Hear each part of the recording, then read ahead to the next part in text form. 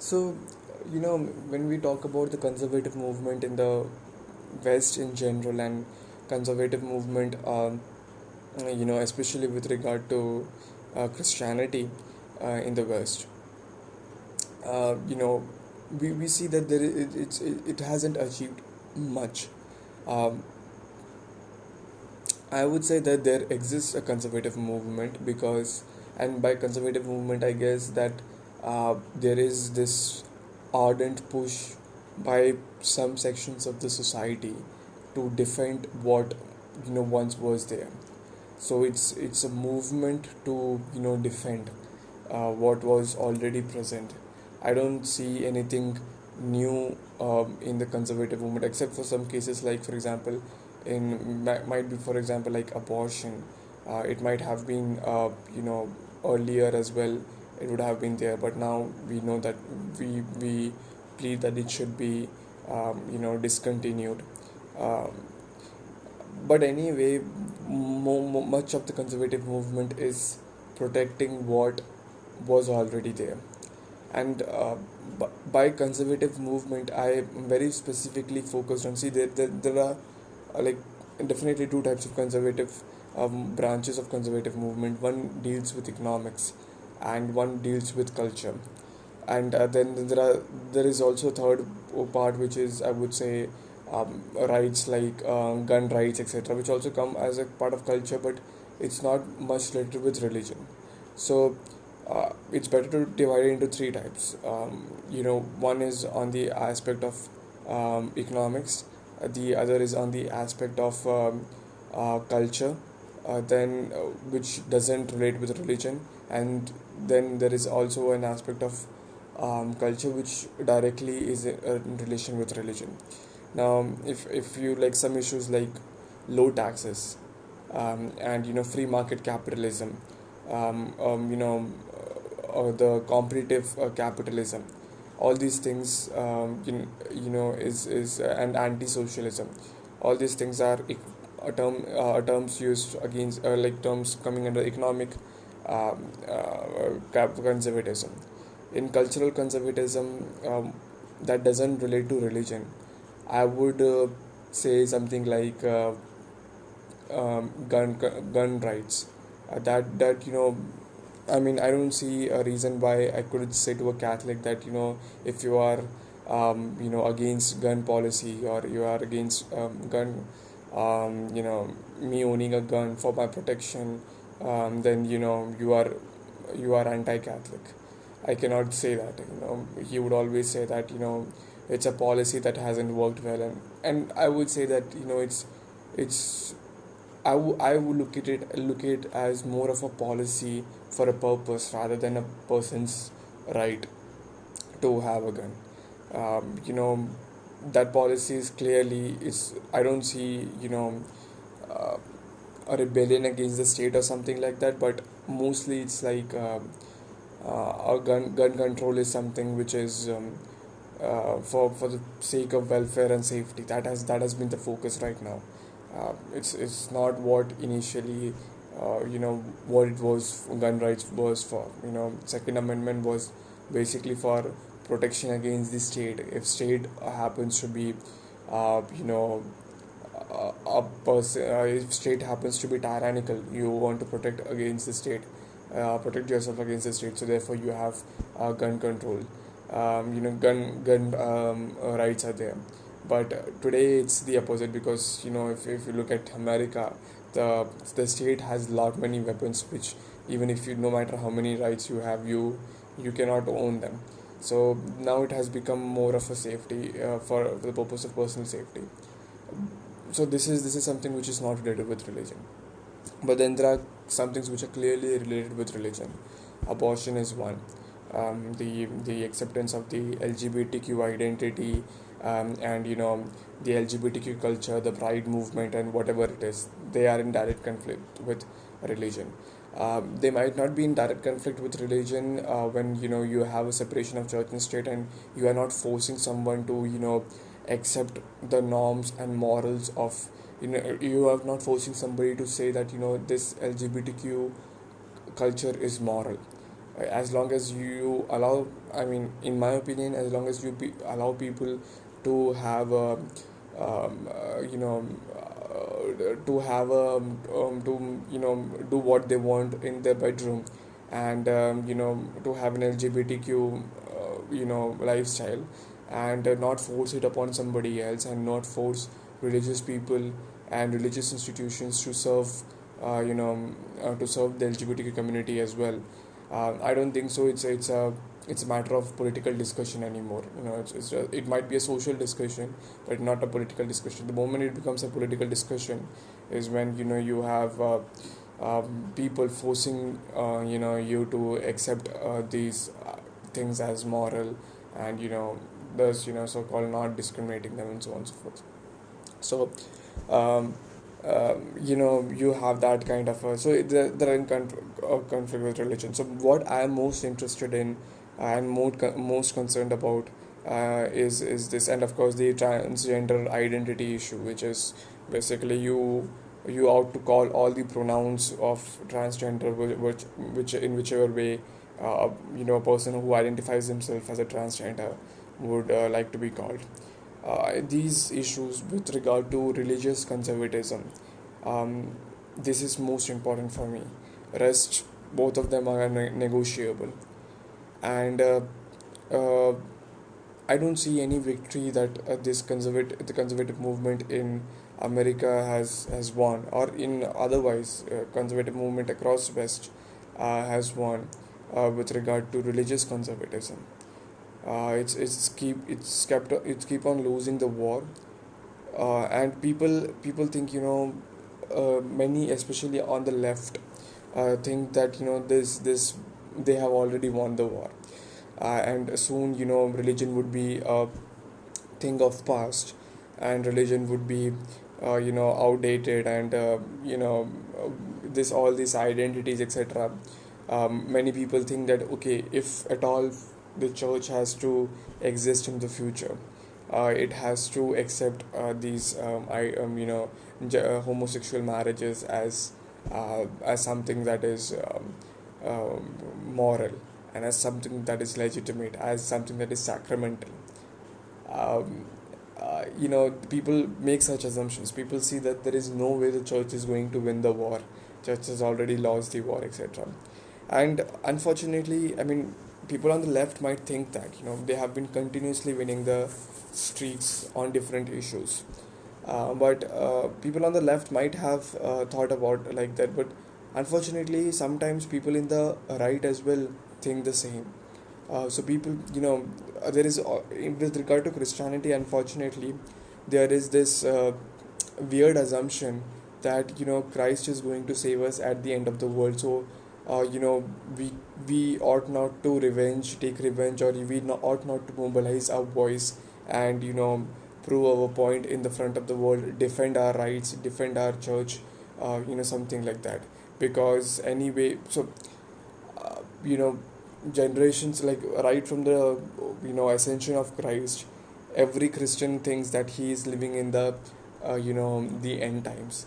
And one of the characteristics of the end times is that there would be, you know, apostasy in the church, and many would be fled, you know, many would be, you know, they would not follow the right path, right faith. And the second thing is that there would be worldwide persecution. Now, and that worldwide persecution could only, the church itself could not fight against it and restore it back to the normal. The worldwide persecution would, you know, would happen to be an annihilation of the church and the church's rights, or at least would try to do so, and the church and the Christ would come at the end after this worldwide persecution, you know, and then the destruction of the world, or whatever is the case. Now, people think that whenever they are losing this, you know, movements, losing the issues of, let's say, the LGBTQ, then the on transgender issue, etc. People think that they are, yeah, I mean, now the government is coming against us. This is a time when, you know, the world would be going to end, and we can do nothing about it. And people actually try not to I mean, people don't actually give their 100% to fight for this cause. That's a real truth, that people don't actually give. Sometimes people think of this issue as, okay, fine, I would not fight for it, because there is now nowhere return. Just like liberals, even conservatives think that, it's now the world is going to end, so the liberals would be taking away all our what was ours, and the culture, the world would be determined according to them, and we would happen to be a minority, and there would be worldwide persecution, and so on and so forth. The first of all, the matter is that we don't know exactly when the world would end. So sometimes it's equally fault. It's equally a fault that, we actually assume that is now is the time when the world is going to end, and we take measures accordingly. I mean, it's just like saying that, you don't study, because you think that we are living in the end times and the world is anyway going to be destroyed.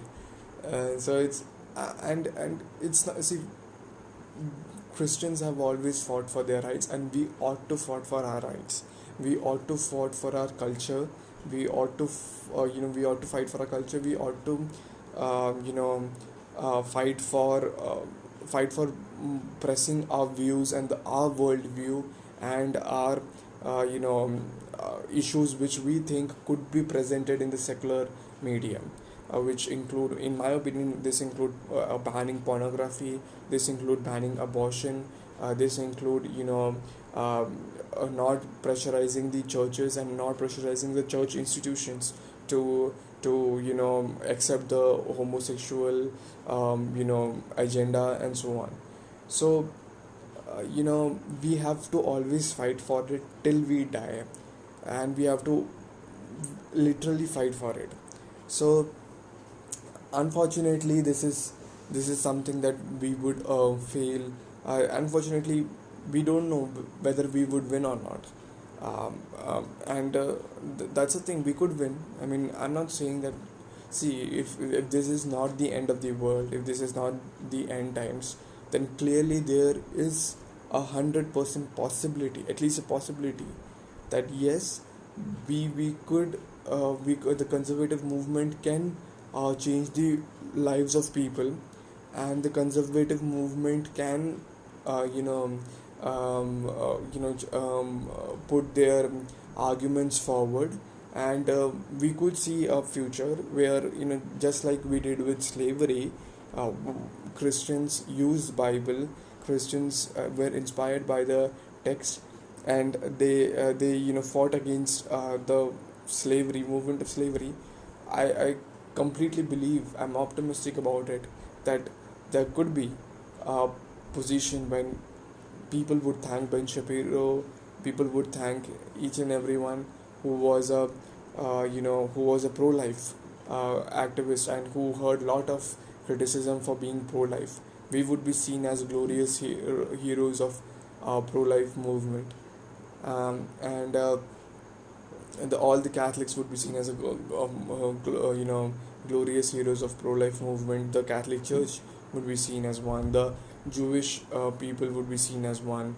Muslims would be seen as one who are pro-life, and they would be, the world would see, okay, there was once a time when there were people on the left, just like, there were people on the left during communism, who brutally killed and massacred people in the name of communism. Similarly, there was people on the left in America and in the West and in general, who advocated for the killing of the unborn innocent babies, just for the sake that, women wanted to have casual sex, and so on and so forth. So we could change the world for better, and we ought to always look for changing the world for better. Many times we would not be, I mean, this dream of mine, when the people would be looking at, just like we look and thank Christians who fought against slavery, church for fighting against slavery, we would also thank Christians and church who fought against abortion, um, and we would perhaps win. And but then we could also perhaps lose. Perhaps the world would always think that okay, church was this institution that denied abortion rights to women, so-called abortion rights, and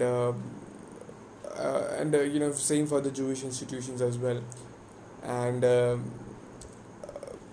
you know they would think like that, and people would be, and we would have been then lost. But then it was our duty to fight for what was the truth, and it would be only after the end of the world, when, in my opinion, when the Christ, all the bodies would be resurrected, when everyone would be judged, when the world would come to know, yes, these people were right and these people were wrong, etc. And we, at the end of the day, we our point is the truth, and what we want to see will be once proved to the entire world. But the thing is that uh, the only thing that we need to look for is this, that will it be proved after the destruction or before the destruction.